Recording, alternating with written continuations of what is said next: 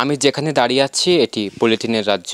এখানে যে পরিমাণ পলিথিন আছে সেগুলো সরাতে কমপক্ষে 4 থেকে 5টি বড় ট্রাক লাগবে। এটি মূলত একটি পলিথিনের গোডাউন। অবৈধ বলছেন প্রশাসন।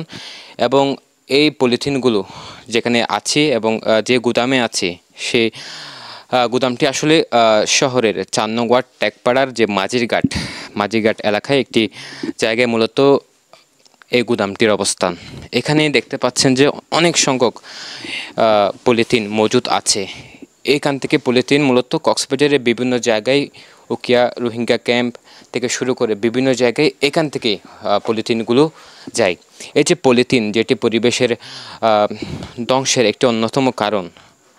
বিশেষ করে কক্সবাজার যে পর্যটন নগরী, সমুদ্র সৈকতে গেলে দেখতে পায় যে পলিথিনে ভরপুর, যেটি পরিবেশের জন্য হুমকি স্বরূপ। এই যে পলিথিন ব্যবহারের ফলে যে পরিবেশ দূষিত হচ্ছে এটি নিষিদ্ধ করা হয়েছে, তবে তারপরও কিছু অসাধু ব্যবসায়ী অবাধে চলছে তাদের পলিথিন উৎপাদন ও বিপণন প্রক্রিয়া। যে দৈনন্দিন জীবনের সব কাজেই যে পলিথিনের ব্যবহার চলছে, বাজার থেকে শুরু করে বিভিন্ন জায়গায়, যার কারণে যত্রতত্র পলিথিন এবং ময়লা আবর্জনা ফেলার কারণে একদিকে যেমন পরিবেশ দূষিত হচ্ছে, অন্যদিকে পানি নিষ্কাশনের ব্যবস্থা সেটি বন্ধ হয়ে যে বৃষ্টি হলে কক্সবাজারে হাঁটু পানিতে তলিয়ে যায় কক্সবাজারের শহর।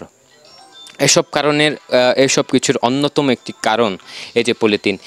এই যে পলিথিনের যে গোডাউনে আছি, এই গোডাউনে একটু আগেই র্যাব এখানে অভিযান চালিয়েছে এবং অভিযান চালিয়ে এখানে এই গোডাউনে বেশ কিছু পলিথিন জব্দ করেছে।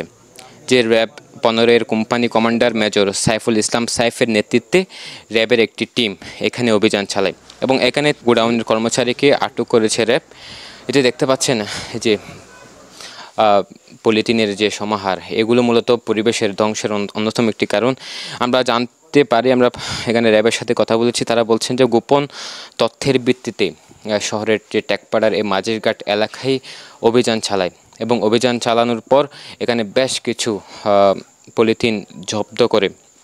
এই যে পলিথিন যেগুলো দেখতে পাচ্ছেন এখানে কালো পলিথিন, এছাড়াও বিভিন্ন রঙের পলিথিন, এখানে ছোটো বড়ো পলিথিনের যে একদম সাজিয়ে রেখেছে গোডাউনে, এবং এই গোডাউন থেকে বিভিন্ন জায়গায় কক্সবাজারের বিভিন্ন জায়গায় তারা বিক্রি করে।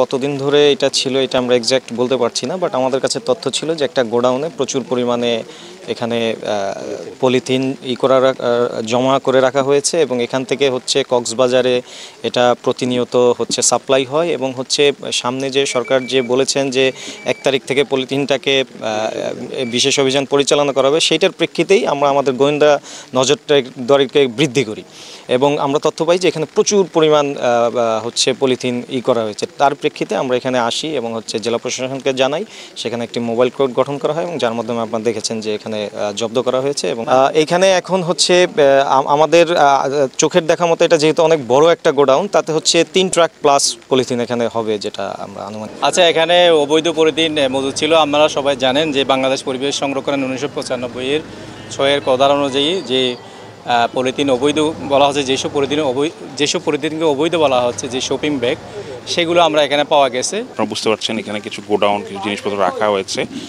তো এর মধ্যে স্পেসিফিক পরিবেশ আইনে কিছু ক্যাটাগরাইজ করা আছে, কোনটা অবৈধ কোনটা বৈধ। তো যেগুলো অবৈধ সেগুলো আমরা সিজ করেছি, এগুলো এখন নিয়ে যাওয়া হচ্ছে।